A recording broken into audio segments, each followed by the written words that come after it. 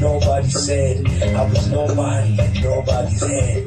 I was a figment of what the media had fed. No true real talent, no street cred. And Two-Face said, brother, you feeling my pain. People go on top, but they don't know what fame. When the going's gon' die, people disappear. When it starts going good, the same people reappear. When it's rough, I just puff, I just hold back a tear. I try to close my eyes and keep my eyes clear.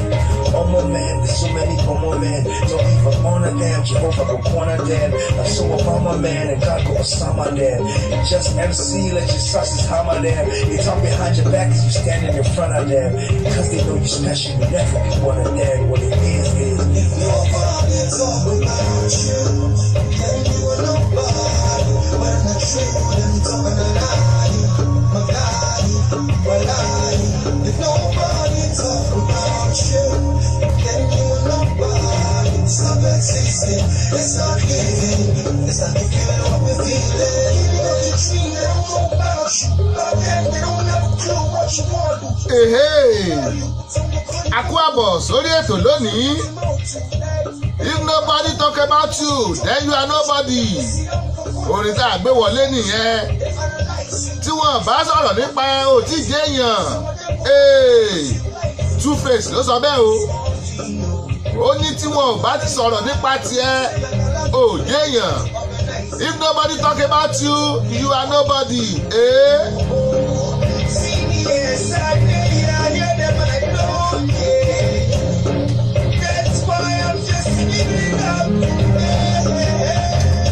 Ẹ ti rí yẹn sí. Mo kí yín káàbọ̀ sórí ètò Ṣówónyá tòní. Òní ọjọ́rú, òní ni Wednesday, ọjọ́rú. Òní lọ́gbọ̀njọ́.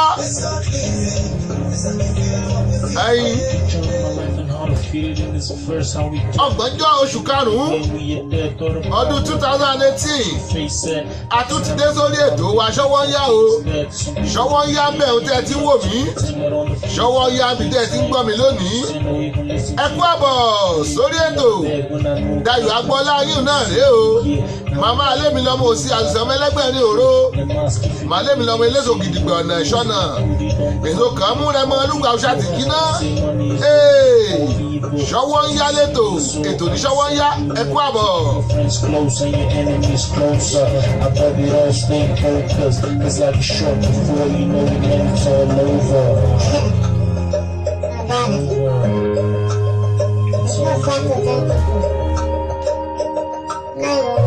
Àwọn èèyàn wájú ti wọlé báàgì, wọ́n ti wọlé látún lọ́sì. Gbogbo yìí mo kí o, Macarena rèé, tẹ́ ẹ̀ bá ti gbọ́ rí òré Macarena.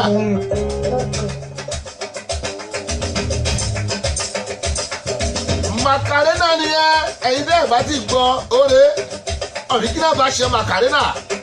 Bóyá tí wọ́n á gbọ́ gbì kan olélẹ́yìí. Alegría Macarena, tu cuerpo es para dar la alegría y cosa buena. Dale a tu cuerpo alegría Macarena, Macarena.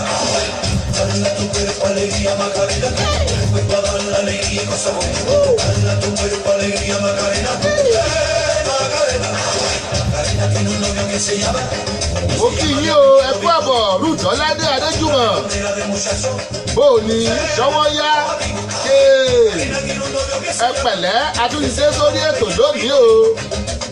Godwin Ọlápọ̀jù mo lẹ́yìn náà o. Wọ́n ní how you doing ẹ̀gbọ́n? I dey fine o, I dey like dende. I dey like dende. Ruth Ọládé Adéjùmọ̀ wọ́n ní ṣọ́wọ́ ń yá létò ètò ní ṣọ́wọ́ ń yá.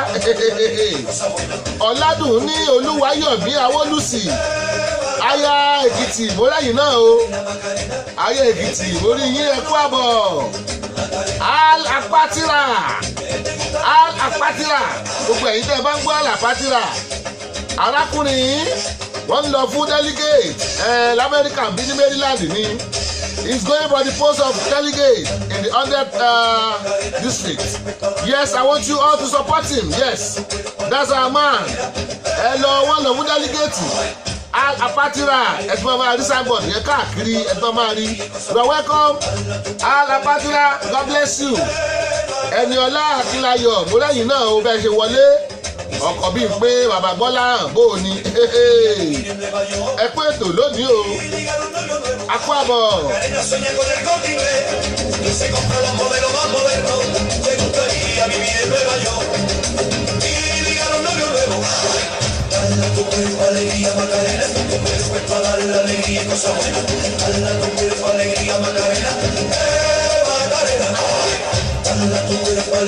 Ọ̀làdùn ní Olúwayọ̀mí Awólùsì wọ́n ní ọwọ́ àti ẹsẹ̀ ń yá létò wọ́n ní ká má pè é ṣọwọ́ yá nìkan ọwọ́ àtẹsẹ̀ ń yá létò ètò ní ọwọ́ àtẹsẹ̀ ń yá. Al Apatira wọ́n ní ẹ̀ló o wọ́n ní ọwọ́ ń yá o bóyá ẹ̀yìn èèyàn wa mo ní ẹ̀tọ́ máa rí signboard yẹn ẹ̀tọ́ máa rí Al Apatira tó ń jẹ́ bẹ́ẹ̀ náà rèé o wọ́n ń lọ fórí ètò wọ́n ń lọ fún delegate ní Maryland ni o ẹ jẹ́ sọ̀pọ̀tì wọ́n lọ fún delegate ní Maryland bí Apatira ẹ̀yin tẹ́ ẹ̀ bá tì lọ gba ìwé ìdìbò yín ẹ̀rẹ́ gba kẹ́ ẹ̀ sọ̀pọ̀tì Al Apatira. Ọ̀làdùn ní Olúwayọ̀mí Awólùsì Ìjẹ̀ṣà Èkìtì wọ́n ní ọba ló ń ta ẹ̀kú ètò wọ́n ní Ìjẹ̀ṣà Èkìtì làwọn ìyàwó Èkìtì tó jẹ́ Ìjẹ̀ṣà. Ọ̀làdùn ní Awólùsì God bless you God bless you. Amos Ọmọ́túndé mo lẹ́yìn náà o mi ò lè fojú kọmọ náà sí yín mo rí yín ẹ kú àbọ̀ ṣọwọ́ yáre Ọ̀làdùn ní Awólùsì wọ́n tún fún wa látẹ̀wọ́ ọ̀gá. Gẹ́gẹ́ bí mo ti sọ mo ní Al Apatira wọ́n ń lọ fún delegate ní Central Committee for 10 districts. Central Committee for 10 districts. Wọ́n máa dìbò láìpẹ́ yìí ó dà pé ní June ní ti bá wò dáadáa. Ẹ̀yin tẹ́ ẹ̀ bá sì lọ gba voters card yín ẹ gbà ẹ lọ dìbò. Central Committee for 10 districts. Al Apatira God bless you. Ẹ wò ó àti gbàbẹ̀ náà Adéròǹkẹ́ Àjàyí Gold orí yín o ẹ kú àbọ̀ sórí ètò ṣọwọ́ yẹn rèé.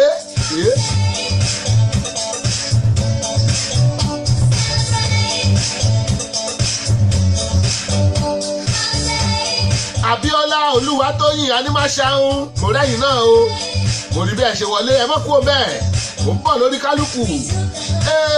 Taofiki Bello ọ̀rẹ́ mi ọ̀dọ́mọdé olówó Taofiki Bello ọ̀dọ́mọdé olówó bò ní ẹ mọ̀ kú àbọ̀ mo rí yín o ẹ tí ìmúra bíṣẹ́ lónìí ẹ kú àbọ̀. Al Apatira wọ́n ní early vote June 14 to June 21 mo sọ fún yín mo ní kò sẹ́gbẹ́ tẹ́mi ò ṣe.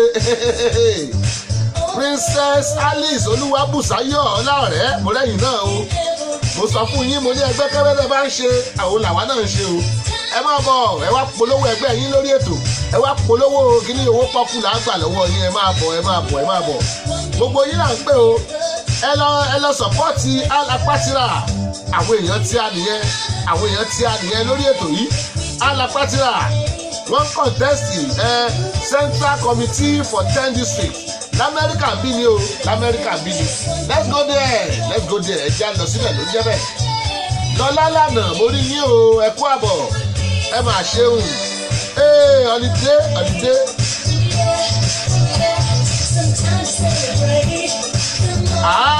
Ọ̀làdùn ní Olúwayọ̀mí Awólùsì wọ́n ní bí Al Apatira bí ò tiẹ̀ sọ̀rọ̀ ó ti wọlé kárígò òjò ṣe ti bẹ́ẹ̀ yẹn nǹkan mo láàkì àwọn èèyàn lórí ètò wa sí nìyẹn àmọ́ ń sọ̀pọ̀tì ara wa ẹgbẹ́kẹ́gbẹ́ tó wù ká ń ṣe tàwáyà àti gbéjáde pé ẹ sọ̀pọ̀tì wọn let's go ahead.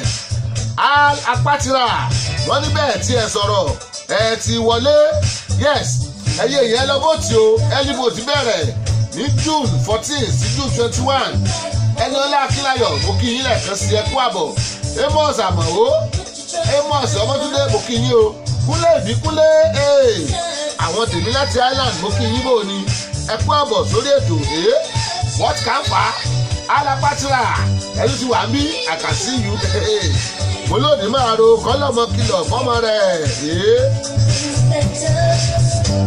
We may not have the day we took a holiday. So sometimes we just one day out of life. It would be so nice. Kúnlé Ìbíkúnlé tọ́bọ̀ mo ní ogun ẹ̀yìn tẹ́ wà ní Maryland ẹ lọ vóòtì fún Al Apatira ọmọ wa ní nílẹ̀ Amẹ́ríkà ó ń lọ fún Central Delegate yẹn 10th District ó dà pé Democrat ni Yẹ́misí Pọ̀jù Babalọ́lá mọ̀mí pásítọ̀ ẹ̀mọ̀ fún ìjọ mẹ́ta bó o ní o àwọn Dynamic Educational Consult nìyẹn o wọ́n wọlé láti Nàìjíríà Yẹ́misí Pọ̀jù Babalọ́lá ẹ kú àbọ̀ sórí ètò Ṣọwọ́nyàrè Dynamic Educational Consult wọ́n wà nìbàdàn ẹ fẹ́ lọ sí Amẹ́ríkà ni ẹ fẹ́ lọ UK ẹ fẹ́ lọ Canada ojú Australia ni ẹ lọ kàn sí wọn Yẹ́misí Pọ̀jù Babalọ́lá àyàpàtàn Babalọ́lá ẹ kú àbọ̀.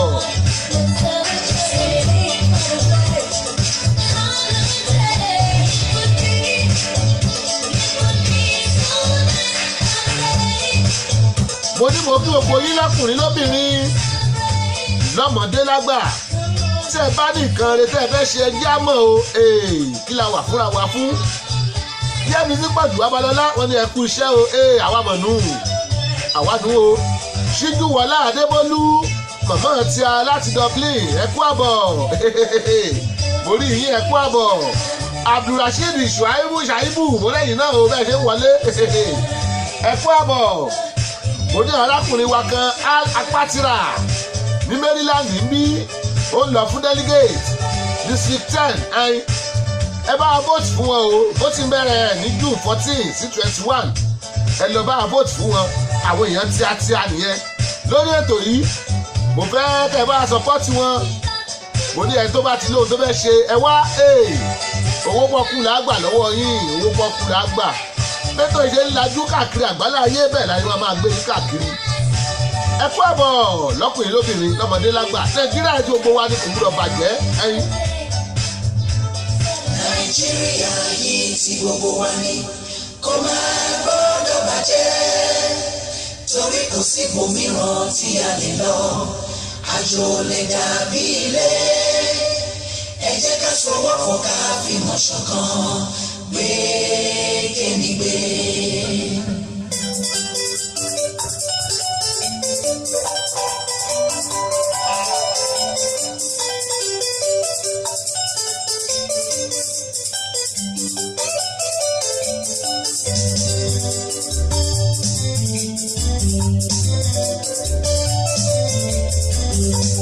ẹ jẹ́ a jọ gbé Nàìjíríà lárugẹ kó lè dáa kò gbúdọ̀ bàjẹ́ àwọn ti Amẹ́ríkà wọ́n ń gbé lárugẹ ní o àwọn ti UK wọ́n ń gbé lárugẹ àwọn tó wà ní Germany wọ́n ń gbé lárugẹ àwọn French gan wọ́n ń gbé lárugẹ South Africa ńkọ́ wọ́n ń gbé lárugẹ Nàìjíríà náà ò gbúdọ̀ bàjẹ́ o èmi àti yín lájọ máa gbé lárugẹ tó bá lẹ́ni tó fẹ́ lọ contest fún position kan ní Nàìjíríà ẹ jẹ́ a gbọ́ ẹgbẹ́ wá sórí ètò ń bí àmọ́ àbá yín gbé fáwọn èèyàn bí Ọmọyẹlé Sowore bí pásítọ̀ Ezekiel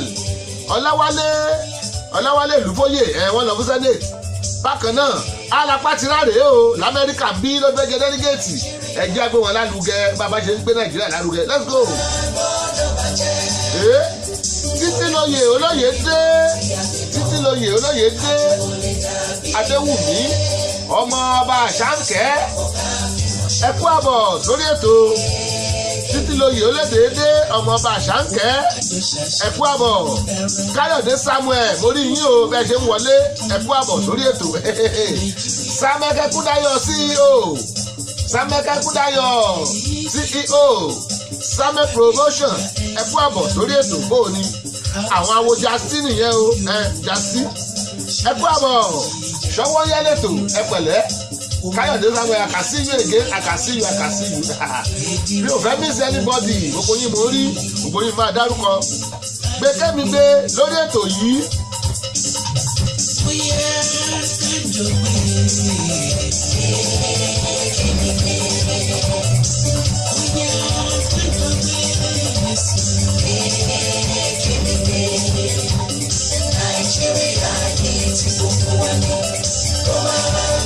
Ọ̀túnba ó ta lẹ́nu Ọ̀túnba maka spicy mo rí yín o ẹ kú àbọ̀ sórí ètò ó máa ta lẹ́nu lónìí ó máa ta mo ní ẹnìkan wá ní Maryland bí Al Apatira ó ń lọ fún délégéètì ní district 10 ẹ bá a vote fún ẹyin bó ti bẹ̀rẹ̀ láti June 14 bákan náà pásítọ̀ Ezekiel Ọláwálé Ìlúfóyè wọ́n ń lọ fún sẹ́nẹ̀tì lórílẹ̀‐èdè Nàìjíríà ẹ̀yin ẹ bá wa vote fún wọn ẹ bá wa tì wọ́n lẹ́yìn àtàdúrà ní o àtowó àgbègbè tẹ́ bá lè fi tì wọ́n lẹ́yìn Ọ̀ṣun senatorial district náà ti ń lọ o àbí kí náà forúkọ district wọn yẹn wọ́n yà lọ fún senatorial district kan ní l'Ọ̀ṣun state bẹ́ẹ̀ ni ẹ bá dìbò fún wọn o pásítọ̀ Ezekiel Ọláwálé Ìlúfóyè àwọn pásítọ̀ àwọn ni chairman nù náà wà ní CAC Samuel Center ẹ̀yìn tẹ́ bá ti gbọ́ ó lẹ́ ń gbọ́ yìí o ó lẹ́ ń gbọ́ yìí.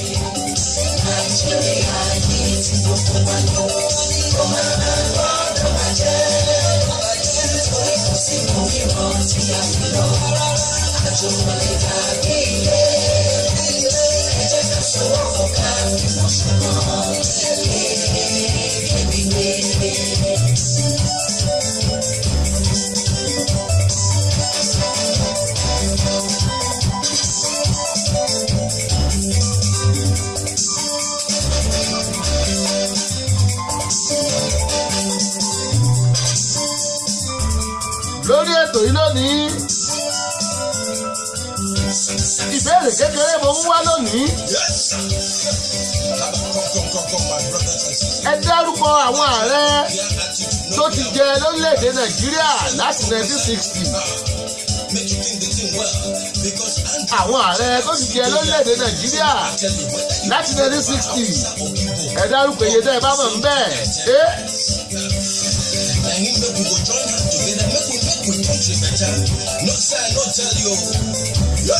ìyàwó ọ̀rẹ́ mi Ọ̀yọ́ Awẹ́ ẹ mọ̀ kú àbọ̀ Ọ̀jẹ́lábí Dr. Sidi Lọ́pẹ́ ìyàwó Dr. Ọ̀jẹ́lábí ẹ kú àbọ̀ o ṣé wà Sámẹ́kẹ́ Kúdáyọ̀ wọ́n ní happy 60th birthday to Sir Shina Peter Abrodudu King ṣé ẹ ti rí bẹ́ẹ̀ yẹn mo ní CEO Sámẹ́ production wọ́n ní ká kí Sir Shina Peter ó pé 60 years lónìí Abrodudu King ètò yí padà oníṣínà lá máa dàbólẹ̀ nìyẹn o ẹyin mo promise yín ọjọ́kọ́jọ́ tí Sir Shina bá wọ Amẹ́ríkà yìí ó ń bọ̀ lórí ètò ẹ gbà bẹ́ẹ̀ ẹ mọ̀ pé mi ò ní bá wọn hẹ̀rà tí ò bá lọ́mọ nú ẹyin Sir Shina Peter wọ́n ló pé 60 years òní ní bẹ́ẹ̀ dé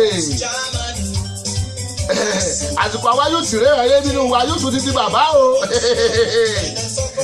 Sir Shina Peter ti di bàbá o ọ̀làdùn ní Olúwayọ̀mí Awólùsì ìyàwó Èkìtì kí ló dé ẹ̀fẹ́ kí n máa bú yín ni mo ní ká ẹ dárúkọ àwọn tí wọ́n ti jẹ ààrẹ ìyẹn pírẹsidẹ́ǹtì lórílẹ̀‐èdè Nàìjíríà ẹ lọ ń dárúkọ MKO ẹyọkú ẹtìrì táìpù ẹ dìlítì ẹ kíákíá MKO sì jẹ pírẹsidẹ́ǹtì o kò jẹ pírẹsidẹ́ǹtì Nàìjíríà tó fi kú ààrẹ ọ̀nà kakanfò ló jẹ àtàrẹ mùsùlùmí kò sí ẹ̀gàrẹ mùsùlùmí gan ààrẹ ọ̀nà kakanfò ló jẹ tó kò jẹ pírẹsidẹ́ǹtì lórílẹ̀‐èdè Nàìjíríà ẹ̀kọ́ là kó lẹ́kọ̀ọ́ ẹ̀kọ́ kọ́là ìwé ló kọ́là fún ẹ dárúkọ ààrẹ tó jẹ́ president lórílẹ̀‐èdè Nàìjíríà tẹ́ ẹ bá mọ̀.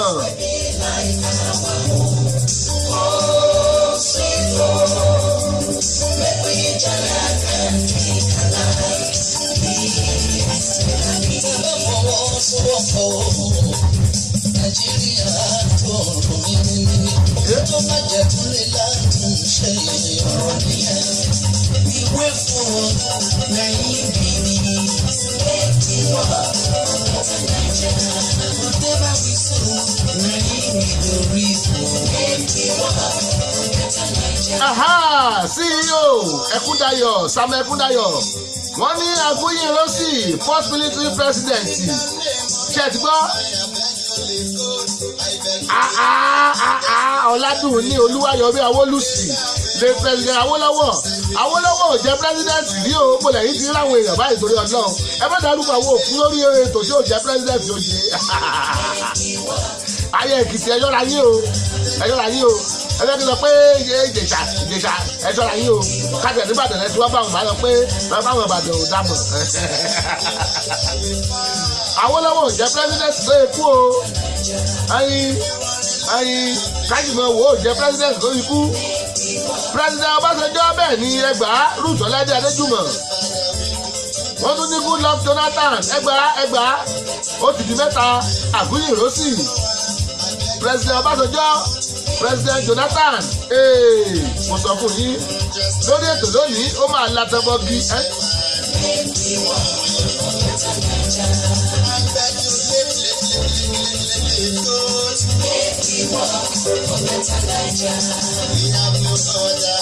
mo ní kẹ́ ẹ má gbàgbé wọ́n náà ní Sir Shina Peter ló pé 60 years ẹ bá wa kí Sir Shina Peter o happy birthday Afrojuju king a máa play orin ẹ̀ láìpẹ́.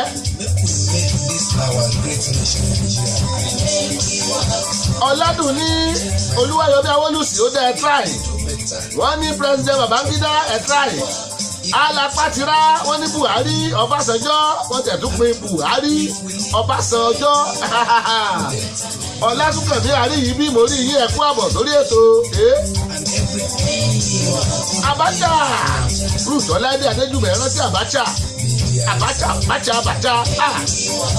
àwọn president nù president Sani Abacha yes àwọn president lórílẹ̀‐èdè Nàìjíríà o Awólọ́wọ̀ ò jẹ́ president Abíọ́lá ò jẹ́ president Fáláìgàn ò tí ì jẹ́ president ẹ ṣe Ọlásùnkànmí Àríyìnbí mo ní bẹ́ẹ̀ ṣe wọlé ẹ ti bá wa share rẹ̀ mo lẹ́yìn èèyàn wa tẹ́ ẹ wọlé ẹ bá wa kí Sir Shina Peter SSP happy 60th birthday tó ṣe lónìí Ṣọwọ́nyá lẹ́tọ̀ ètò ní Ṣọwọ́nyá.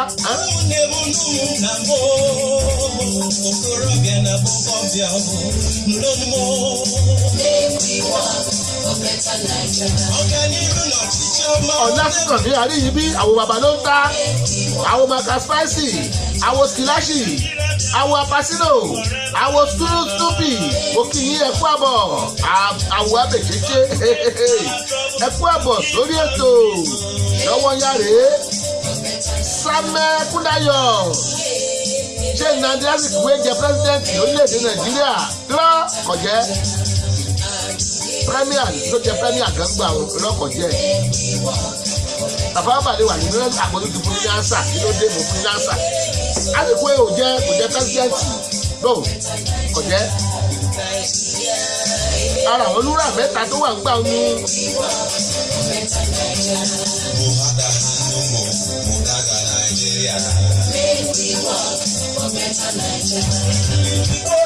Jésù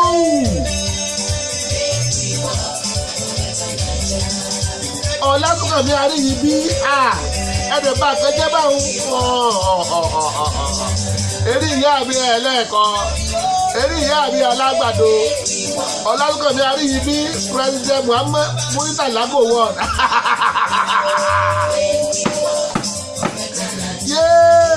ẹgbà ní o Murtala Gowon gbódúgbì ìdúgbò yẹn ní àánú Olúwapọ̀ mí dé òkèdòkun ẹmọ̀ fún àbọ̀ lórí ètò orí yín o bó o ní sáàbí àlẹ́wà ọmọ ìyá àdúrà Ọlásùnkànmí Àríyìnbí president àbábàlẹ́wà àbókún yín nìyẹn ṣùgbọ́n Muritàlá kò wọ́ ọ̀nà ẹ̀ṣì báyìí bàjẹ́ Muritàlá lọ́tọ̀ kò wọ́ lọ́tọ̀ Muritàlá Muhammed ló yẹ ká ẹ sọ wọ́n ní Muritàlá kò wọ́ ilé ijó rèé o.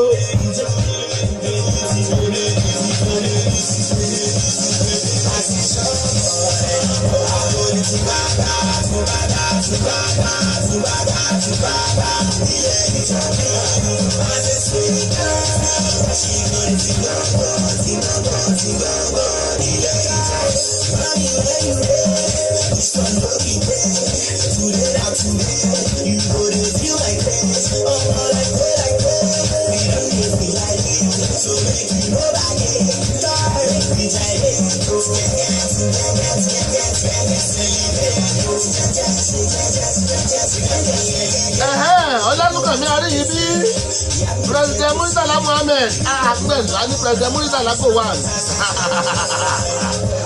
President Buhari ẹgbàá aṣìláwò President ìmọ̀ Babangida ẹgbàá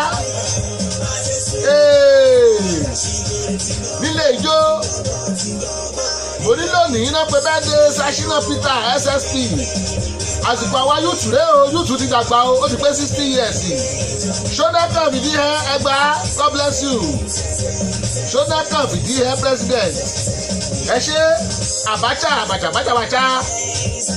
ẹ ṣe ẹgẹ́ tiẹ̀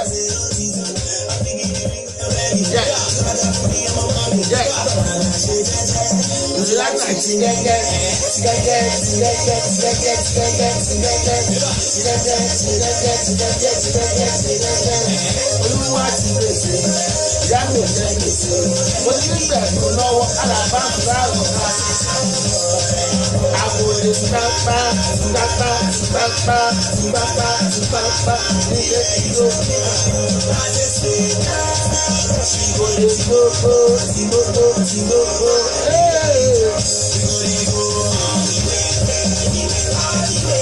Nílé ijó rèé o ẹ̀yin tẹ́ ẹ̀ bá ti gbọ́ rí Abubakar Ọlásùnkànmí Aríyìíbí ẹ gbìyànjú President Fẹ́mi Awólùsì bẹ́ẹ̀ ni President Èkìtì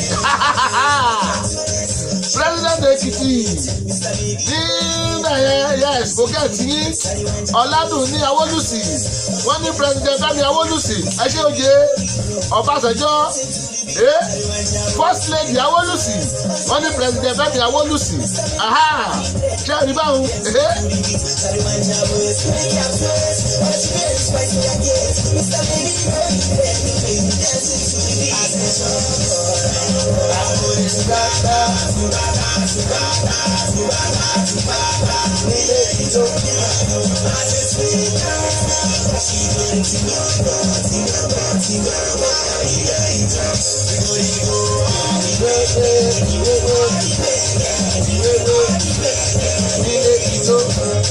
alápátírà wọn làwọn enjoy ẹ Ọbásanjọ́ Goodluck Jonathan President Umaru Musa Yar'Adua Samuel Kẹ́kúndayọ̀ CEO dọ́gbẹ̀yẹ jáde o jẹ́rí ta ló kù President wo ló kù dẹ́ẹ̀tì gbèsè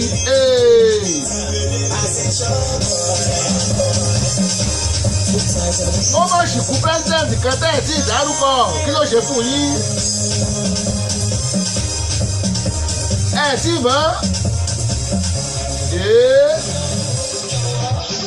ṣínà yẹn rèé o bàbá ọlọ́jọ́ bí àbí ọmọ ọlọ́jọ́ bí ni ó yẹ pé 60 years ni ọmọ ọlọ́jọ́ bí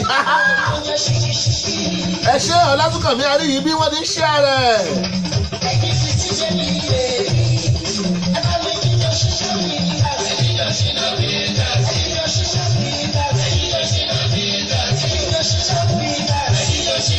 Happy birthday to Shina Peters. Wọ́n ní president kò wọ́n náà wà ń bẹ́ẹ̀. Ẹnìkan wà tẹ́ ẹ̀ tí dárúkọ. Òun ẹ̀ tó máa dárúkọ ẹ̀. Happy birthday to Shina Peters. Ọmọdé àná ó ti pé 60 years o.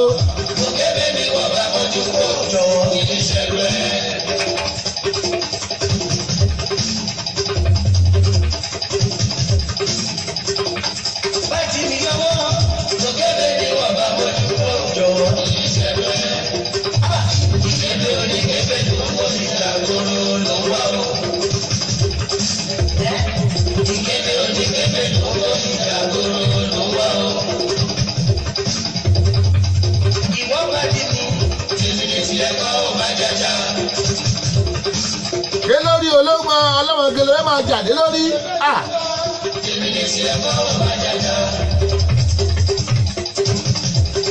ọlọ́mọge tó dúró sẹ́pẹ́sẹ́pẹ́ yìí èmi ní tiẹ̀ kọ́ ó máa jàjà nítorí fàájì ìsàlẹ̀ wa ẹni tó bá dúró lọ́mọge máa bá lọ. à ń pè orin lónìí torí pé Shina Peter SSP ó pé 60 years lónìí.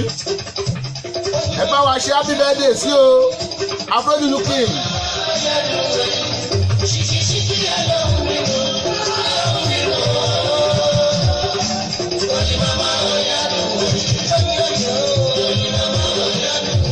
Henry George àwọn aláyé tèmi àwọn aláyé babadí ẹ kú àbọ̀ ṣẹ́wà àwọn awo babadí nìyẹn Atlanta Georgia náwà mórí yín ẹ kú àbọ̀ o ṣáfíà lẹ́wà ọ̀làdùn ní àwọ̀ olùsí olúwayọ̀mí mòtútù rí lápá kejì ìyàwó èkìtì ìyàwó president Fẹ́mi Awólùsì bóò ni màmá dára màmá Akórèdé ẹ kú àbọ̀. Yes, President Abdulsalam Abubakar bẹ́ẹ̀ ni ó dìkú president kan lórílẹ̀‐èdè Nàìjíríà tẹ́ ẹ̀ rántí ẹ máa rántí ẹ máa ronú sí ẹ tó bá dárúkọ ẹ máa fún látẹ́wọ́.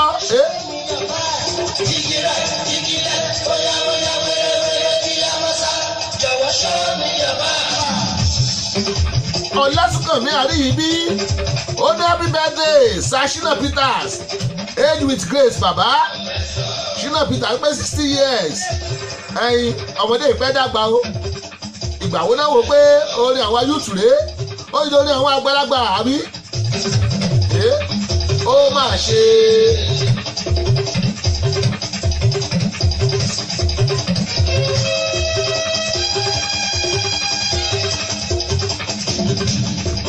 láti Dayọ̀ Agbọ́lá rédíò TV tó fi kalẹ̀ sí Baltimore Maryland lórílẹ̀‐èdè Amẹ́ríkà àwọn akínsá Shina Peters Afrojuju King happy birthday happy 60th birthday lónìí káàkiri àgbálá ayé tẹ́ bá ń gbọ́ wa ẹni bàbá ló ń tàrọ pé happy birthday o.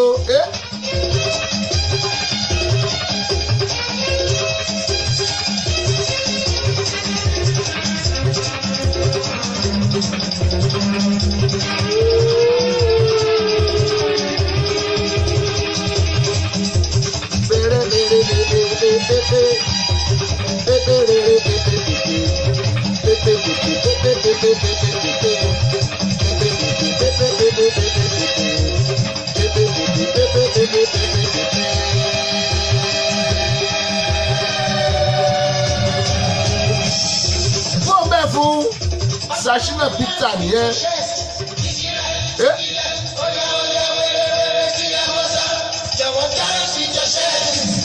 tó bá fi gbá àyàjó wọn gbúdọ̀ fi gbá àyà yẹn irú ilé tó ń lò l'Amẹ́ríkà tó bá fi jó wọn á fi gbọ́ lórí oṣù mẹ́ta oṣù mẹ́wàá ń kọ́mà ni bí òkè bí òkè ni bí òkè bí òkè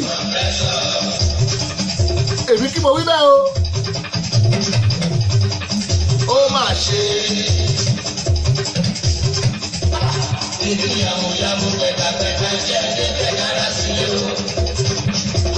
pẹ̀kàpẹ́ká yàmùyàmù pẹ̀kàpẹ́ká àwọn èèyàn lu ajẹ́tìfù tó kira pẹ̀kàpẹ́ká yàmùyàmù apátira kí ni túmọ̀ yàmùyàmù pẹ̀kàpẹ́ká Ọlásùnkànmí Àríyìbí Kàbírù kí ni túmọ̀ yàmùyàmù pẹ̀kàpẹ́ká Shina Peter ló sọ bẹ́ẹ̀ o wọ́n tún sọ wọ́n tún wí o wọ́n tún wí kẹ́ ẹ lè mọ̀ pé mistake kọ́.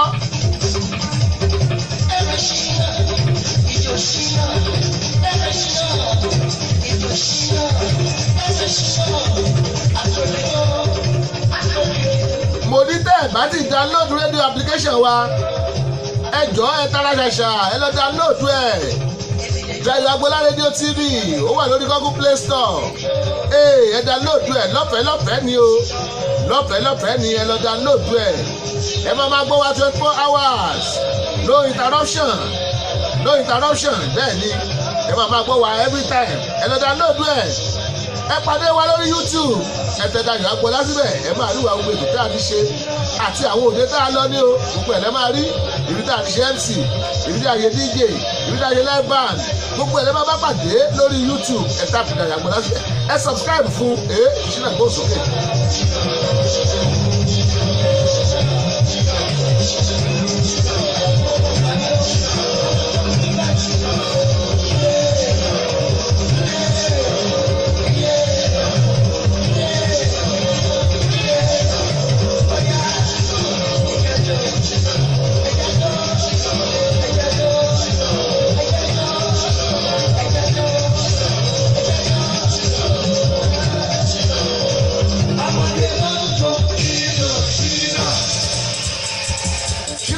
Túnde o mo ní ẹni ńlá ló ṣe nǹkan ńlá ìgbà tí náà ṣe bẹ́ẹ̀ dé nǹkan àpilẹ̀ orin ẹ̀ òní tó wá ṣe bẹ́ẹ̀ dé nǹkan ká fún àpilẹ̀ orin ẹ̀ lọ let's go there ó yá sọ bẹ́ẹ̀ let's go there ó yá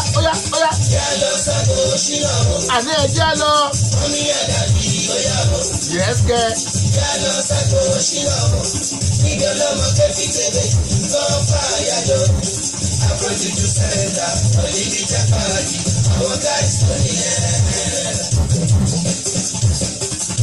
Ruth Ọláìdé Adéjùmọ̀ wọ́n ní happy birthday to Sashina Peters happy birthday to SSP pé 60 years ẹ̀rí. Kò sọ́mọdé ń tàmọ́ o Ṣíjúwọlá Adébólú mọ́mí tíá ẹ kú àbọ̀ mo rí yín Shina Peter ìgbàjọ́ bí lónìí 60 years ẹ̀ ó pé 60.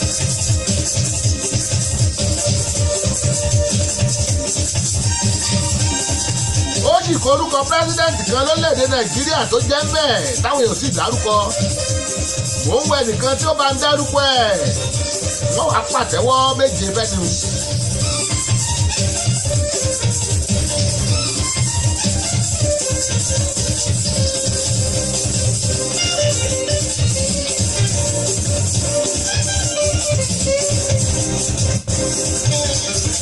torí ẹ̀ ti dárúkọ ọ̀pọ̀lọpọ̀ president tó jẹ́ Nàìjíríà ẹni tí ò jẹ́ president gan wọ́n ló jẹ́ ẹnìkan tó wá jẹ́ president tó jẹ́ wọn ti dárúkọ ẹ̀ up to now.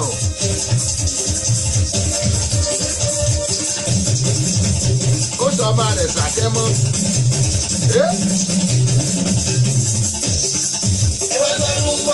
Ogege Greg.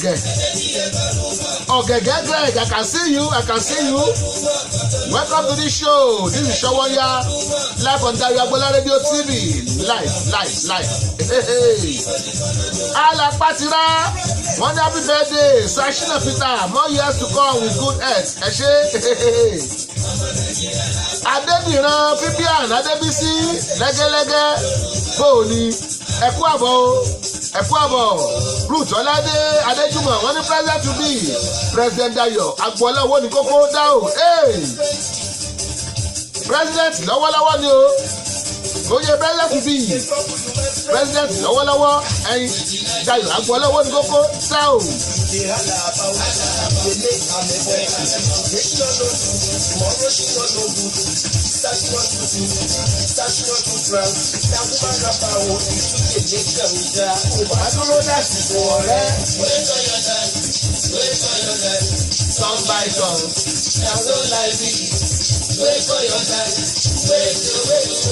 Ìdodo ọ̀rọ̀ ní Sashina sọ yẹn ó ní wait for your time turn by turn na so life be. Henry George wọ́n ní president Jonathan ẹgbàá bẹ̀tẹ̀ that's not the answer. Mo mọ̀ pé Jonathan jẹ́ president ṣùgbọ́n kú president kan táwọn èèyàn ò tí ì dárúkọ. President kan wà táwọn èèyàn ò tí ì dárúkọ. Wọ́n ti dárúkọ Abdul Rosi wọ́n ti dárúkọ Gowon wọ́n ti dárúkọ Murtala Muhammed. Ó yìí kú president kan tí wọ́n ti dárúkọ. Ẹ dárúkọ ẹ̀ kẹjá gbọ́. nínú táyé máyé sí tí ó fi ṣe rere ẹ jọ̀wọ́. Adámọ̀lẹ́kun Káyọ̀dé Joseph orí yín o orí bẹ́ẹ̀ ṣe wọlé orí ètò Ṣọ́wọ́nyá náà lẹ́wọ̀ Dayọ̀ Agboola Radio TV live ẹ kú àbọ̀ sórí ètò Adámọ̀lẹ́kun Káyọ̀dé Joseph I can see you God bless you. wọ́n fi ṣe rere. ẹ fi àlàbọ̀ ti dá iṣẹ́ ìjọ ìdájọ́ ìṣẹ́ wọn. Abdulsalam Abubakar president ni òun kọ́ mo wà pé president lòun ṣùgbọ́n president kan wà táwọn èèyàn kankan ò sì dárúkọ bẹ́kù náà dáńsì o bẹ́kù náà dáńsì o bẹ́kù náà dáńsì o ṣínà ò fẹ́kẹ́ dáńsì ni ẹ wọ́n dá lóhùn ní bẹ́ẹ̀ ni ẹ̀ ó lè yẹ nǹkan tó bá wù ú.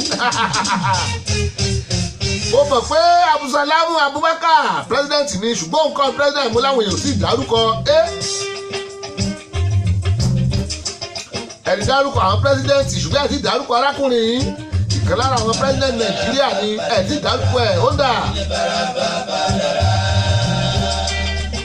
Ìkìlọ̀ lélẹ́yìí látọ̀dọ̀ Sashina Peter SSP bàbá oníbẹ̀dẹ̀ bàbá ọlọ́jọ́ bíi òní ìkìlọ̀ ọmọ èèyàn lọ́ṣọ́ra. ọmọ ènìyàn lọ ṣọ́ra o. ọmọ ènìyàn yóò lọ ṣọ́ra o. Bọ́lájí Àmọ̀ó BJ kan báyìí Bọ́lájí kan ní Maryland Bọ́lájí kan ní Baltimore ẹ kú àbọ̀ sórí ètò BJ. Ruth Ọládé Adéjùmọ̀ wọ́n gbìyànjú pátápátá wọ́n gbìyànjú Muritala Muhammed kọ́ General Gowon kọ́ mo rí bẹ́ẹ̀ gbìyànjú ẹ̀ ń ta bíọ́bíọ́ ṣùgbọ́n ẹ̀ gbá president kan wà tó jẹ lórílẹ̀‐èdè Nàìjíríà táwọn èèyàn sì dárúkọ ẹ̀ lórí ètò yìí kí lorúkọ rẹ̀. ìkìlọ̀ rèé lọ́dọ̀ Sashina Peter. ọmọ mi ni àbúrò mi ni ẹ̀gbọ́n mi ni ọ̀rẹ́ mi ní ṣe. tó bá lọ́jọ́ lówó gidigidi bàbá mi pẹ̀lú bàbá tiẹ̀ ọmọ bàbá ni wọ́n. tó bá lówó lọ́wọ́ ìyá mi pẹ̀lú màmá tiẹ̀ ará ilé ni wọ́n jẹ́. tí mo lúpọ̀nà mo rí yín o mo rí bí ẹ ṣe wọlé ẹ kú àbọ̀ orí ètò Ṣọ́wọ́nyá náà lẹ́wà àwọn èèyàn wa wọ́n ti bá wa dárúkọ àwọn president tó jẹ lórílẹ̀‐èdè Nàìjíríà ohun tá a mú wá lórí ètò lónìí nìyẹn ṣùgbọ́n wá kú president kan wọ́n ti dárúkọ ẹ̀ mo wá ní ẹ tó bá dárúkọ ẹ̀ wọ́n pàtẹ́wọ́ méje fún wọ́n ti gbà o ẹ̀yin náà lè bá wa dá sí bóyá ẹ̀yin máa gbà á wọ́n ti dárúkọ àwọn president tó jẹ lórílẹ̀‐èdè Nàìjíríà ṣùgbọ́n wọ́n ti dárúkọ ẹyọ kan yìí lónìí kan náà à ń celebrate birthday Sashina Peter ó pé 60 years lónìí tẹ́ ẹ bá ṣe ń wọlé Sashina Peter pé 60 years ẹ bá mi kí Sashina Peter happy birthday lórí ètò yìí o à kí wọn. ṣùgbọ́n tó bá rí pọ́nà wọ́n padà lẹ́yìn rẹ̀ o bí ọmọ.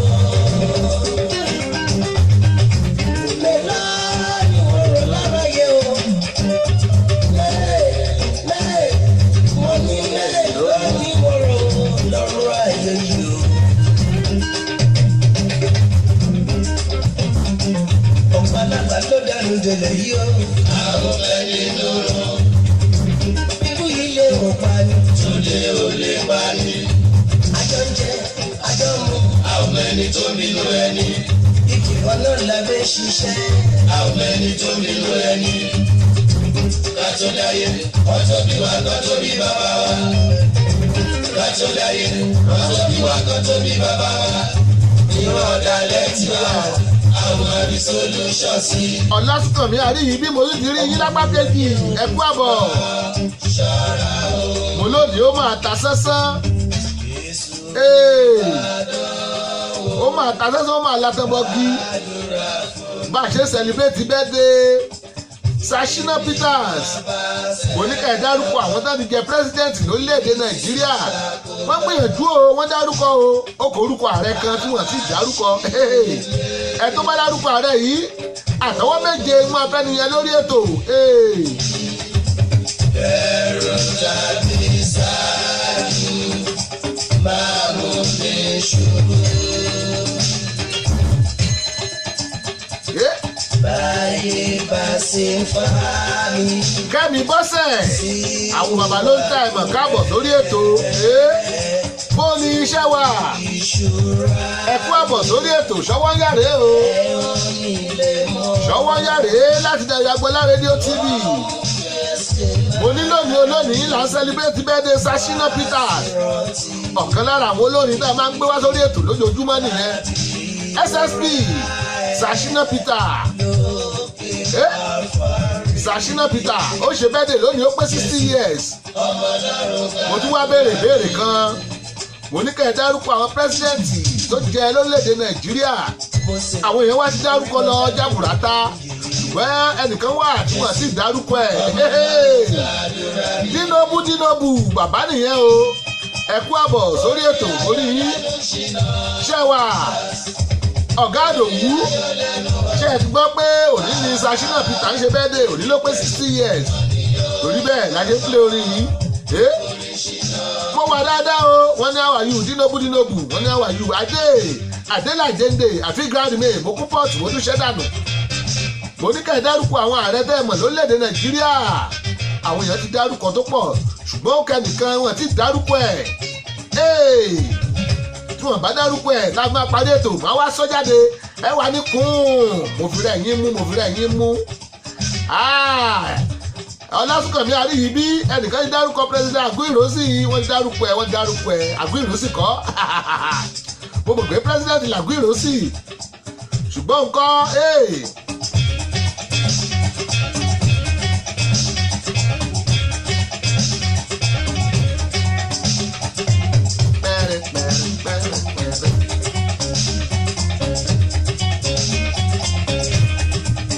ààrẹ kan wà tẹ́ẹ̀tì ìdárúkọ lórílẹ̀‐èdè Nàìjíríà. orin ayọ̀ lẹ́nu Shina Peters orin ayọ̀ lẹ́nu èmi pẹ̀lú orin yóò sọ orin Shina Peters.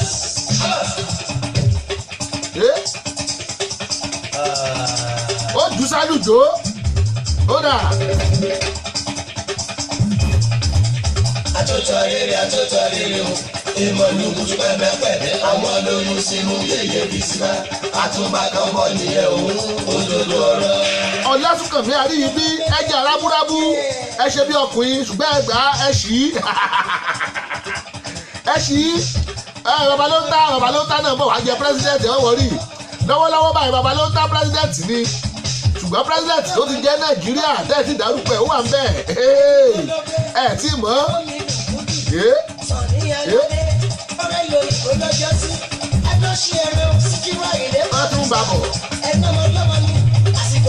ẹ̀tún bàbọ̀ nǹkan tí lùyẹn sọ nìyẹn o ẹ̀tún bàbọ̀. ìyọlẹ̀ gòkè lójú ọmọ aráyé ká má rí sọ.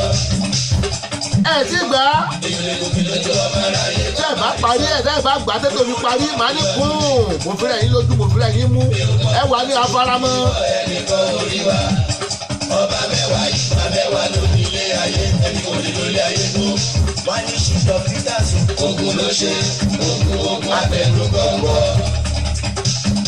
wọ́n ní Shina Peters ogun ló ṣe ogun abẹnú gbọ̀ngbọ̀. bẹ́ẹ̀ mi ò sí ẹ mi ò lélẹ̀ adáhùn ṣe mi ò lélẹ̀ oníṣègùn àsìkò tó tó ìràwọ̀ mi ló ń tàn. Ṣódẹ́kàn kọ́ o Kẹ́mi Bọ́sẹ̀ ẹ gbìyànjú Ṣódẹ́kàn jẹ pírẹsidẹ́ǹtì fìdí ẹ àwọn èèyàn ti dárúkọ ẹ̀ ṣùgbọ́n pírẹsidẹ́ǹtì kan wà tó jẹ́ kò jẹ́ tó tì mórúkọ ẹ̀ ó jẹ lórílẹ̀‐èdè Nàìjíríà tẹ́ ẹ bá ti gbà máa sọ fún yín ẹ lọ wo orúkọ táwọn èèyàn ti dá ẹ rí orúkọ ẹ̀ ò sí mbẹ̀.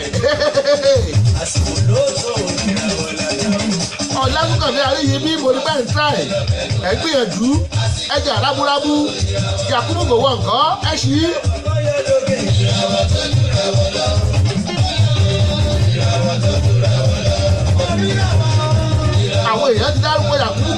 látẹ̀kan president kan wà tí wọ́n ti dárúkọ Ṣẹ́gun Núgà mo rí yín bẹ́ẹ̀ ṣe ń wọlé o ẹ kú àbọ̀ Ṣẹ́gun Núgà mo rí bẹ́ẹ̀ ṣe ń wọlé ẹ kú àbọ̀ ṣọwọ́ yálẹ́tò mo ní bẹ́ẹ̀ bá ṣe ń wọlé ẹ bá wa kí Ṣínà Peter happy birthday happy 60th birthday lẹ́yìn eléyìí ìbéèrè tá a mú wá ni pé ẹ dárúkọ àwọn pírẹsidẹ́ǹtì tó wà lórílẹ̀‐èdè Nàìjíríà wọ́n ti dárúkọ àwọn pírẹsidẹ́ǹtì kan bẹ́ẹ̀ni kan wà wọ́n ti dárúkọ ẹ̀ everybody ló gbàgbé ẹ̀ pé mi rántí ẹ̀ Josephine Èyítọ́pẹ́ mo rí yín o Josephine Èyítọ́pẹ́ mo rí bí ẹ ṣe ń wọlé star 7 is a number olúwa ṣì lọ.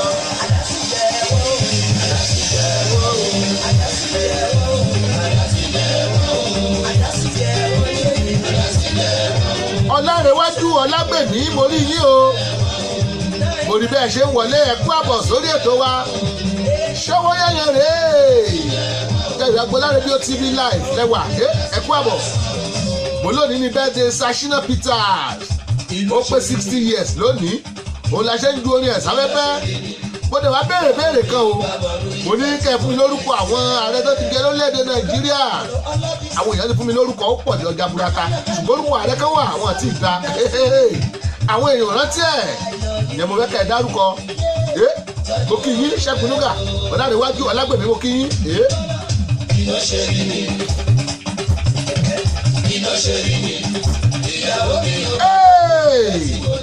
Ọlásùnkànmí Àríyìbí mo sọ mo ní màá fún ẹni ẹni àtàwọn méje Ọlásùnkànmí Àríyìbí bàbá ìṣàpù ó mọ̀ bọ́ ṣe ń lo Google ó ti fi Google wá jáde Shehu Shagari ni President Shehu Shagari àwọn èèyàn rántí dárúkọ ẹ̀ ẹ̀bùn yín rèé o 1 2 3 4 5 6 7 ẹ ti pẹ̀bùn yín Shehu Shagari ni o àwọn èèyàn rántí ẹ̀ ó ní Ọbásanjọ́ gbéjọba lé lọ́wọ́ ń gbà ń náà fi bẹ̀rẹ̀ democracy Shehu Shagari ni ẹ ṣé Ọlásùnkànmí Àríyìbí God bless you Ruth Ọládé Adéjùmọ̀ wọ́n ní ẹnẹ sọ́nẹ́ kan ẹ ṣí ẹnẹ sọ́nẹ́ kankan ẹnẹ sọ́nẹ́ Shehu Shagari ni kò sẹ́ni tó dárúkọ ẹ̀ látẹ̀kan Shehu Shagari ni ẹ try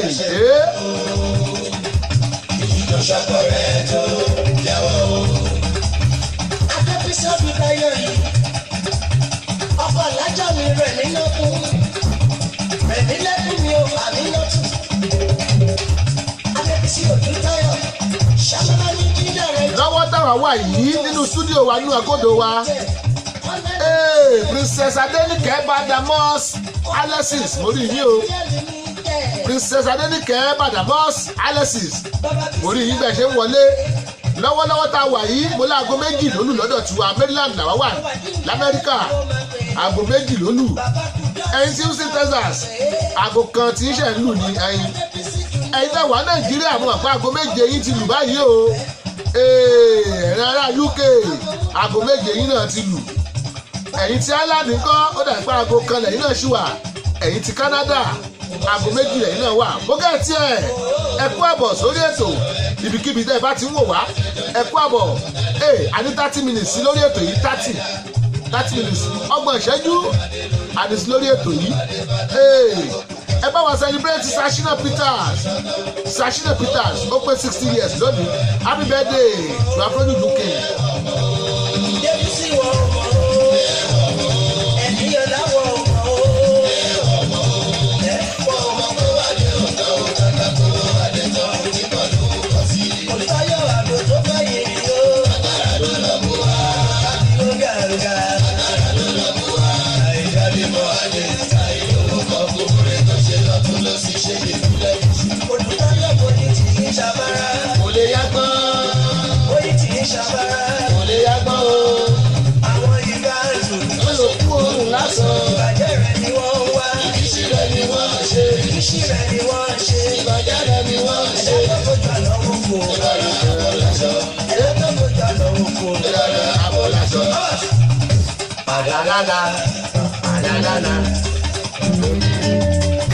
Olùdájọ́ kọ́lé kọ́ ọ́ dà, sọ̀rọ̀ lọ́wọ́ kọ́lé Sashina Peters eléyìí SSP Afrojuju King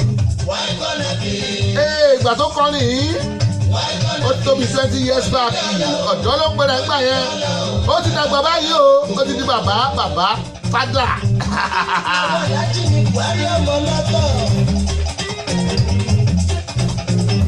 àwọn wọn lẹbi ọlọ́tútù yẹn làwọn òbí bàbá sí bàbá.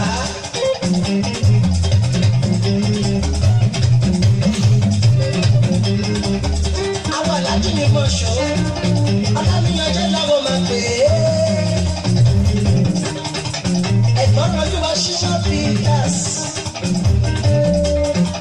ẹ̀gbọ́n yọ kí yọjú tayọ yìí. ẹ̀gbọ́n kúlẹ̀ ọ̀la ògùn. Mami tó lọ́kọ́ lábí kàrà ń bọ̀ ṣọ́ ẹ̀ náà. Mami tọ́jú ṣáàlì bọ̀bọ̀ olùfún wa. Ilé ayé láti foundation tó fi dórí títẹ̀. Ọ̀gẹ̀rẹ̀ ló fi kọ́, kò má sí bíríkì ẹyọ kan. Ó yá pé Bàdàdàdà. Gbogbo sídìí ní ilé ayé. Jìgì ló fi kọ́, gbogbo flọ̀ pátápátá. Sọ̀dọ̀mílẹ̀ làtìlẹ́dọ̀ ràdàràdà. Ọ̀dà funfun láti Hollywood ní ìlú Amẹ́ríkà. Onílé ọ̀la o, alágbàlá òkun. Adékọ́lé tó lọ tẹ̀lé bẹ́ẹ̀ wọ́n dátọ́. Ẹni máa rí débẹ̀. Kí n tó já ọkùn lọ́rùn Sashina máa plé eléyìí tó wà tí Ṣẹ́gun Adéwálé jọ ṣe nígbà tán sì wà lọ́dọ̀ tí bá ti wá plé yẹn tán àwa padà gbàgbẹ́ sórí ètò àdìpẹ́lẹ́ yìí ọ̀nà Sashina Peters ọlọ́jọ́ bí òní bàbá 60.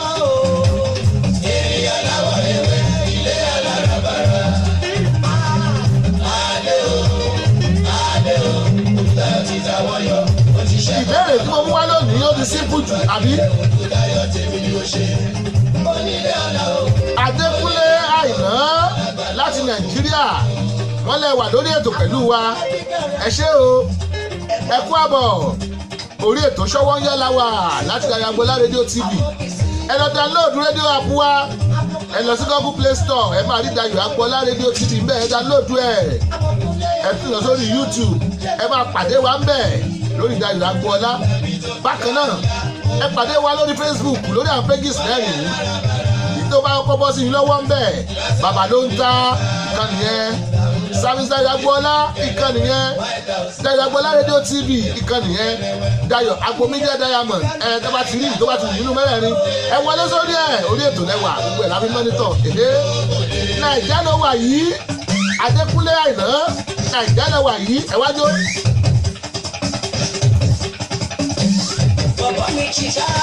Nàìjíríà ló wà yìí wájú àbójútó ló kò lè.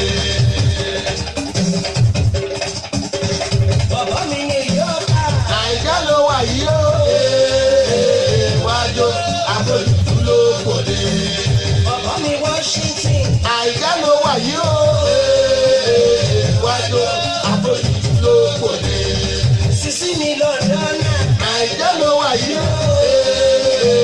wájú àbójútó ló kò lè. Nàìjíríà ló wà yìí wájú àbójútó ló kò lè. Nàìjíríà ló wà yìí wájú àbójútó ló kò lè. Nàìjíríà ló wà yìí wájú àbójútó ló gbòde òrè àwa ni superstar.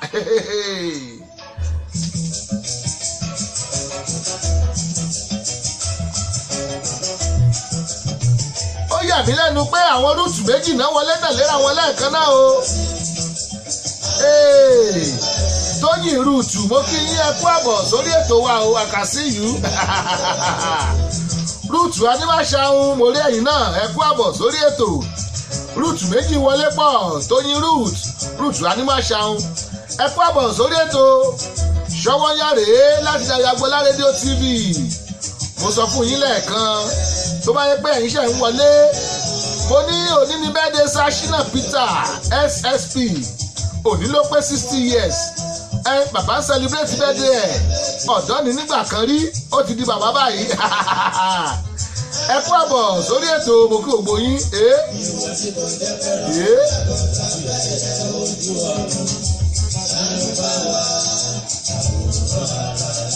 ó dáa mo gbà lẹ́nu sáṣí náà ó dọ̀dọ̀ lórí dọ́là rèé bàbá lórí dọ́là rèé.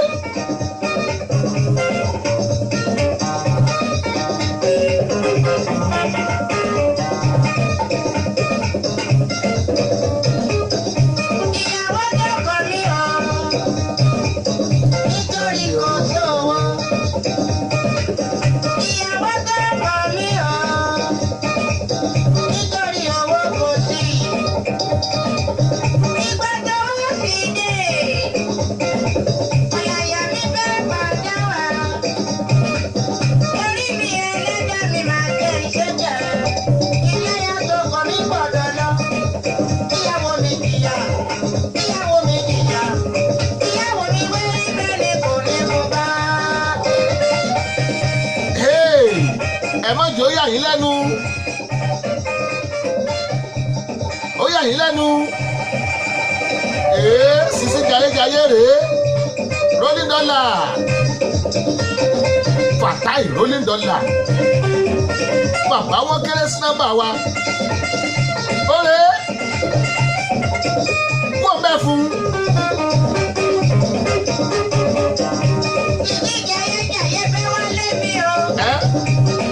jayéjayé fẹ́ wálé mi sá.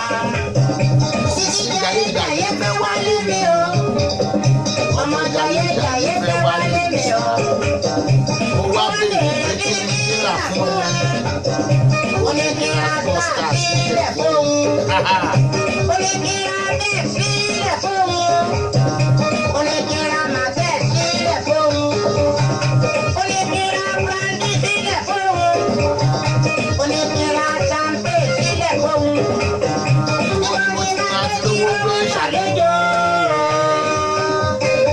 àwọn orin ìgbà yẹn rèé ó kọjá be careful ẹ̀yin náà ìbá ti gbọ́ rí òun lẹ́ ń gbọ́ rèé o live from Dayo Agbola Radio TV tẹ́ ẹ̀ bá dẹ̀ ti gbọ́ tẹ́lẹ̀ tó pẹ́ tẹ́ ẹ̀ ti gbọ́ òun lẹ́ tó túbọ̀ yìí refresh your memory.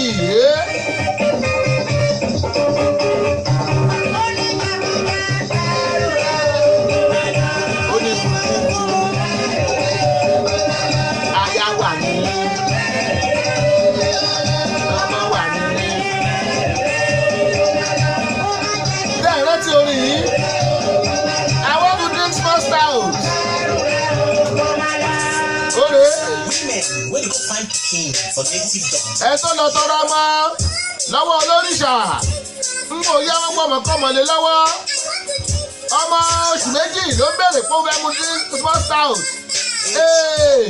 Dora Simon Ensure Design Dora Simon Ensure Design I can see you welcome to the show ṣọwọ́ ń yára. You dey hungry? Say wetin you want to chop.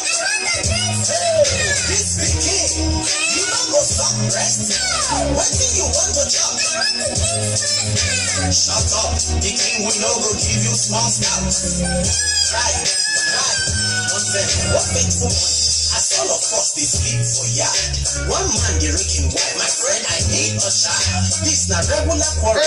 ṣe bá rántí sàn yìí bàbá kan pariwo mọ́yàwó ẹ̀ pé kó lọ́wọ́ ọmọ jáde wá ìyàwó wa lọ ó wà lọ́ba babaláwo fún lọ́mọ kọ́mọ ọmọ oṣù méjì tó mú small town.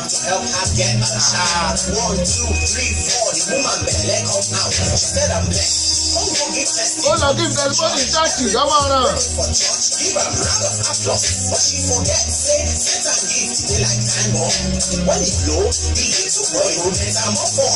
Give my son a bottle of Fanta. Shut up, my friend. Which kind of pikin you be, sir? Hey, God, I go kill this pikin today. Pikin, you dey hungry? What do you want to talk? This pikin, you dey hungry? I say, what do you want to talk? This pikin, you no go stop rest. What do you want to talk?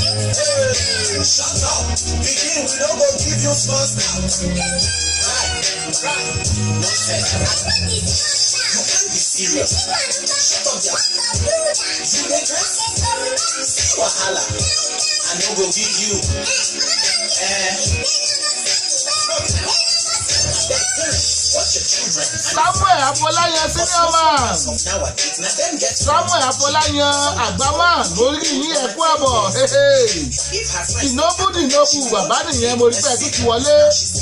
Lórí ètò lónìí o, mo lá celebrate Ṣakínà Peter. Afẹ́dúdú Kíngẹ̀. Lydia Olúkọ̀yà mo kẹ́yìn náà o ẹ̀kú àbọ̀. Orin tẹ́ ń gbọ́ yìí.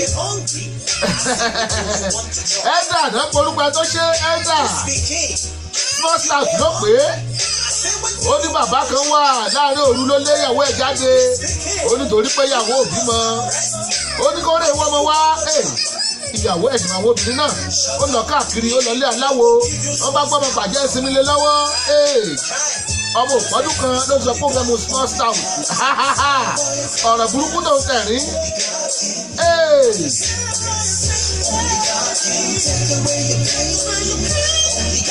Ó ní Ọlọ́run nìkan ló lè mú ẹ̀gàn wa kúrò ló lè mú ìrora wa kúrò Ọlọ́run nìkan ni ẹ tẹ̀lé o ẹ mú wa wàkúwà lọ́dún tẹ́tí máa rírí kúrì ọmọ kékeré tó lọ ń béèrè small stout nígbà tó ní òsì small stout ó ní kúdà ń pọ́wọ́ ní òsì ó ní káínkáín.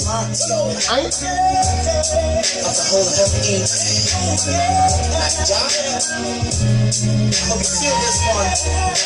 Put your hands in the air right now. For the whole world scene. She's out. Sàní Adéré ọ̀rọ̀ àgbà.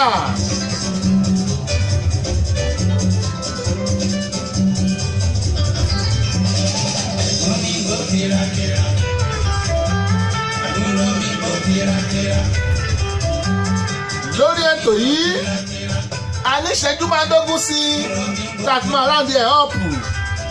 Mo dúpẹ́ Bọ́lárin Àbẹ mo kí yín ẹ kú àbọ̀. Mo rí bẹ́ẹ̀ ṣe ń wọlé ẹ kú àbọ̀ ṣẹ́wà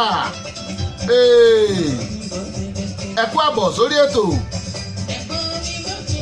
Wọ́n ní kí ni tòlótòló tọ́kí ló ń jẹ́ tòlótòló kí ni tòlótòló àwọn tó ń ṣakọ náà pè ní tòlótòló kí ni tòlótòló wọ́n máa fi tòlótòló jẹ ráìsì ni orílẹ̀ èdè máa gbọ́ ìtòlótòló náà pé òde let's go there. Sunny Neji ó ní mọ̀ ṣàkàrà mọ̀ ṣàkọ mọ́.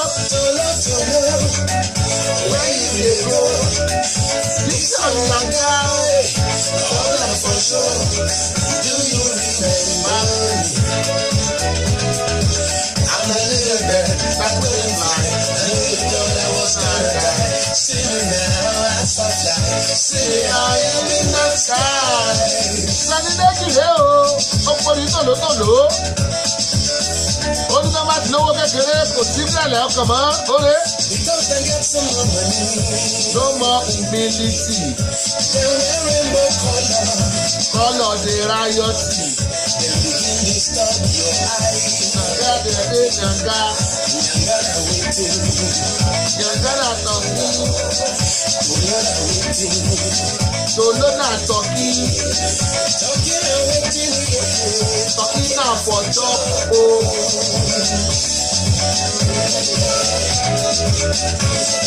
Mo ní ẹni pàdé wa lórí YouTube. Ẹ̀tẹ́pùdayọ̀ Agboola síbẹ̀. Bẹ́ẹ̀ bá fẹ́ ṣe fọ́tò tó máa clean tó máa clear. Ẹ pè wá sórí 443-760-8578. Kò síbi táyì lọ káàkiri àgbálá ayé. Fídíò tó yẹ pé bóyá rẹ́mẹ́rò jáde nínú ẹ̀ báyìí. Ṣé báyìí náà rí fídíò wa bóyá clean? Ẹ̀rí tó wà lórí Facebook bóyá clean. Ẹ̀rọ àwọn fọ́tò wa lórí Facebook bóyá clean. Lọ́wọ́ ní YouTube náà kẹ́ bóyá clean. Ẹ pè wá sórí 443-760-8578. Yes. Ó jẹ́ DJ lẹ́fẹ́. Ó wà níkàáwọ́ wa. Bó jẹ́ live band lẹ́fẹ́ bẹ́ẹ̀ ni ó wà níkàáwọ́ wa. MC lẹ́fẹ́ ni fún ètò yìí ó wà níkàáwọ́ wa.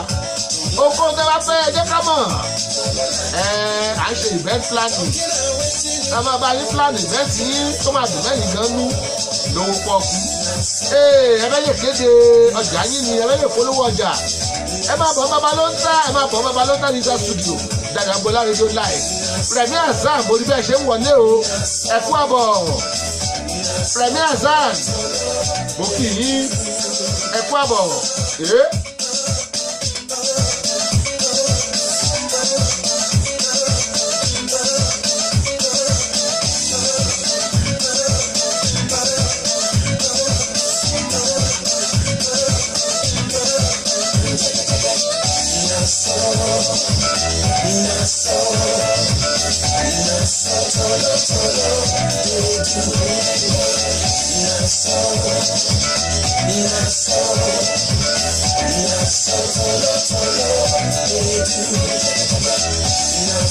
eléyìí tí mo máa gbé sí Ṣọlá Allyson ní o onítàáfíà ní kò tó fẹ́ kó o ní mọ́tẹ́ra rẹ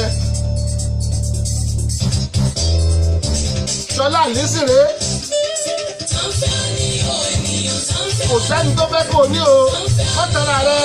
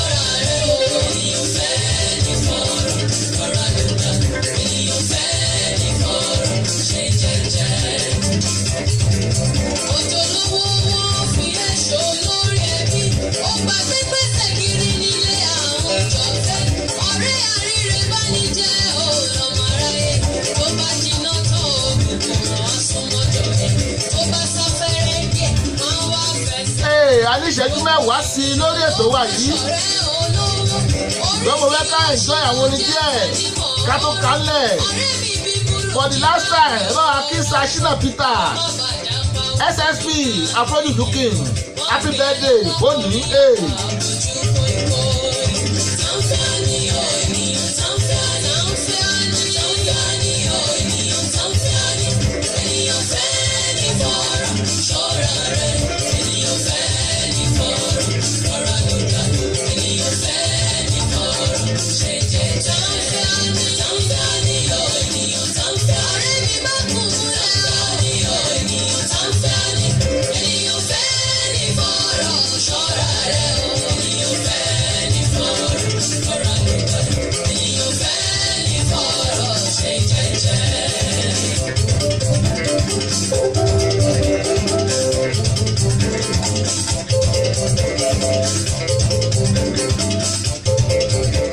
Adéwálé Ọlọ́lá ọ̀rẹ́ mi láti UK ó gbórí wọlé o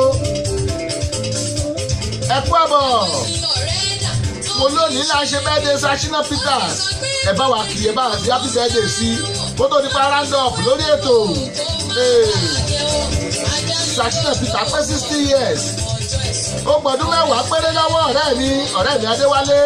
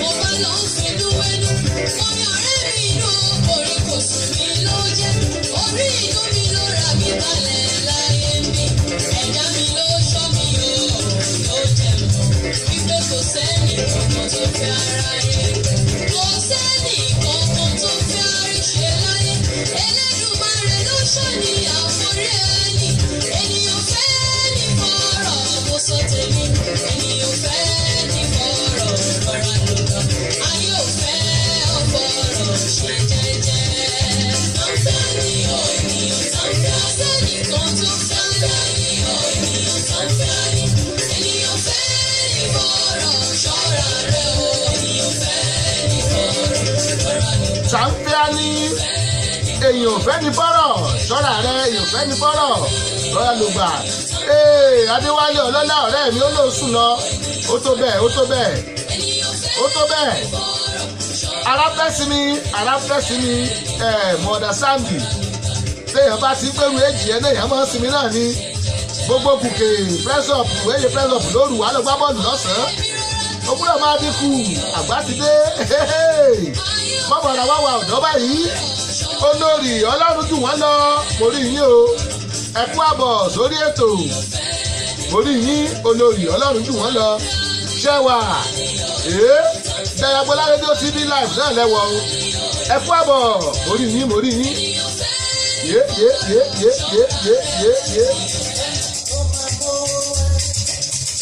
Sani Adére tó bá fẹ́ polówó ọjà.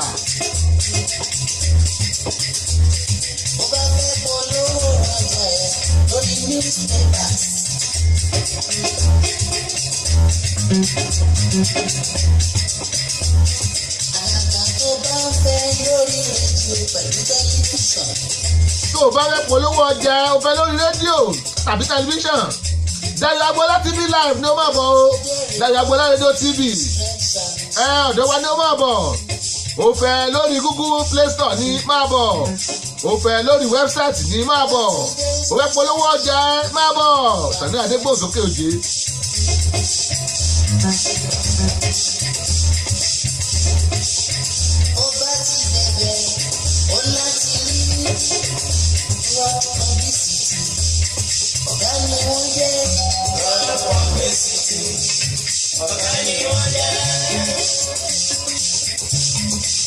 Raw publicity náà ń polówó yẹn Dayabola rédíò TV lèmi polówó o tó o bá ti fẹ́ polówó ọjà kàn sí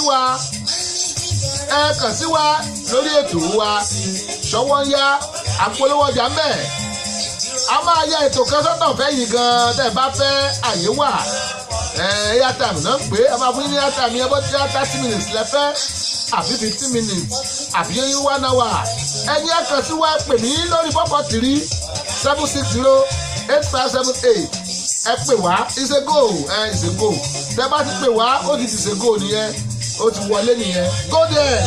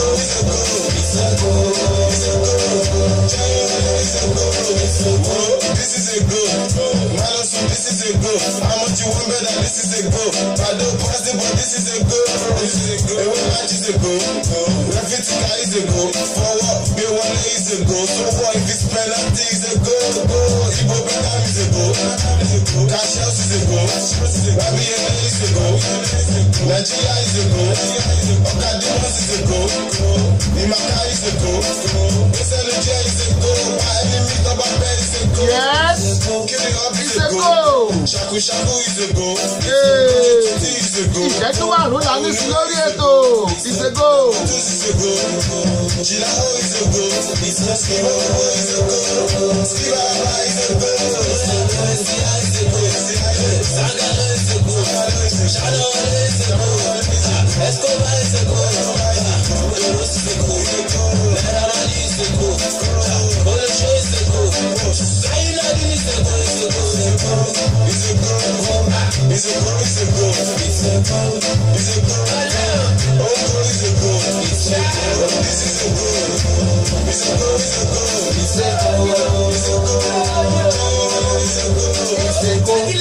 Back to back is a go.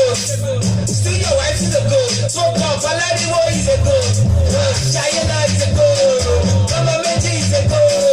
Mama Meta is a go. In fact, Wakana is a go. Every talent is a go. Talent is a go. Jagonu is a go. Jagonu is a go. Natali Show is a go. Natali Show is a go. Chibos is a go. Amala Bekam is a go. Shaku Shaku is a go. Man's no other, you know. Man's no other, you know. Love is a go.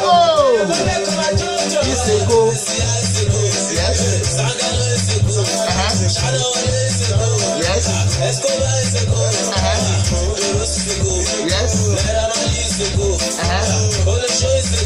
Yes.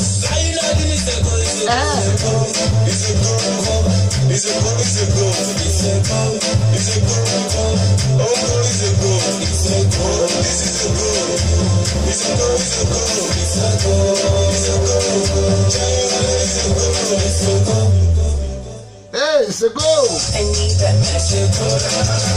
All right. Ẹ ṣé o lọ́kùnrin lóbìnrin lọ́mọdé lágbà mo kí yín gbogbo ẹni tẹ́ jẹ́ ìwà lórí ètò lónìí n ò lè ka gbogbo ọkọ̀ yìí tán lórí péjì mẹ́rẹ̀ẹ̀rin ni wọ́n ti wọlé ilé àmọ́ ìlọ 1000 n ò lè ka tán n ò lè ka tán mo kí gbogbo yín mo dúpẹ́ lọ́wọ́ yín tí ẹ jẹ́ ìwà ṣebí torí pé wà ń bẹ̀ náà ló jẹ́ ká yọjú wá tá a bá ṣe láìfù tá a rí èèyàn bá wà dá sí ńkọ́ ká dúpẹ́ lọ́wọ́ ẹ tó ṣe bẹ́ẹ̀ lórí èèyàn bá jẹ́ ẹ ṣe wo àdúpẹ́ ojú yín tẹ́ máa fi ń wò wá kò mọ̀ ní fọ́ etí tẹ́ fi ń gbọ́ wa kò ní di ojoojúmọ́ ayọ̀ ló máa jẹ́ tiwa o ẹ dẹ́kun ẹjẹ́ pàdé tó bá di ní déédé aago kan Maryland time lọ́la ó máa jẹ́ aago 6 Nigerian time ó dẹ̀ máa jẹ́ aago 6 UK time ó máa jẹ́ aago 12 ọ̀sán ní Houston Texas àwọn ará Ireland náà ó máa jẹ́ aago kan ẹjẹ́ pàdé lórí ètò wa ṣùgbọ́n kó tó dìgbà yẹn ẹjẹ́ mi ó dídò kábíyèsí bí ẹ̀wọ̀n olùṣe mọ́ dídò kábíyèsí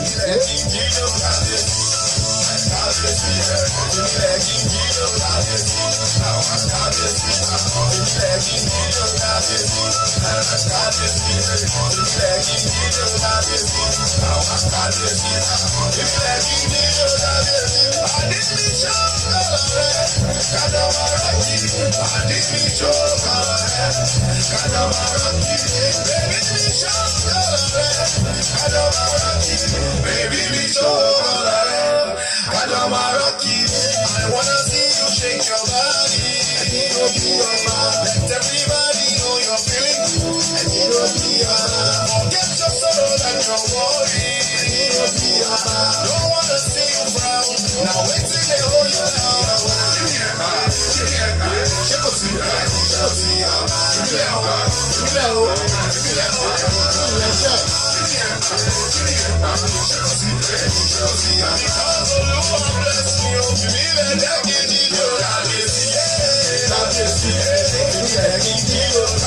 mo ní mi ò lè ṣe mọ́ jíjọ kábíyèsí tèmi torí pé ọlọ́run ọba ló bless mi tó bá ṣèyàn ní wọ́n á ní ṣe règún bó ló ṣe ń ṣe ọlọ́run ọba ló ń ṣe o mo dúpẹ́ lọ́wọ́ bàbá gọ́ọ̀dù àtọ́bàjáyé májàyà lólo kábíyèsí ọlọ́run ńlá ọba tí ń gbọmọ rẹ̀ ẹyin bàbá náà ló dá mi lọ́lá pẹ̀ ló dá mi lọ́lá orúkọ mi ṣe ń jẹ́ Adédayọ̀ Agboola owó mi kókó bàbá ló gbogbo ẹ̀ jíǹkì mi ẹyin mi ò wá lè ṣe mọ́jújó kábíyèsí o mo dúpẹ́ lọ́wọ́ gbogbo ẹ̀yin èèyàn wa lọ́kùnrin lóbìnrin lọ́mọdé lágbà ní kúkúrú ní gíga níbikíbi tẹ́ bá wà káàkiri àgbáláyé mo dúpẹ́ kọ́lọ́wọ́ mọ̀ wà pẹ̀lú yín o agogo ayọ̀ ló máa ró lé wa agogo ayọ̀ ló máa ró iṣẹ́ wa agogo ayọ̀ ló máa ró lẹ́nu iṣẹ́ wa agogo ayọ̀ ló máa ró nú ẹbí wa níbikíbi tá a bá wà agogo ayọ̀ ló máa ró nú ayé wa ẹ jẹ́ pàdé lọ́la níbi aago kan náà ẹ̀yin lórí ètò yìí Ayébẹ́lẹ́ Káyọ̀dé Samuel ẹ kí wà bọ̀ Ayébẹ́lẹ́ pàǹkì wọn ó dàbọ̀.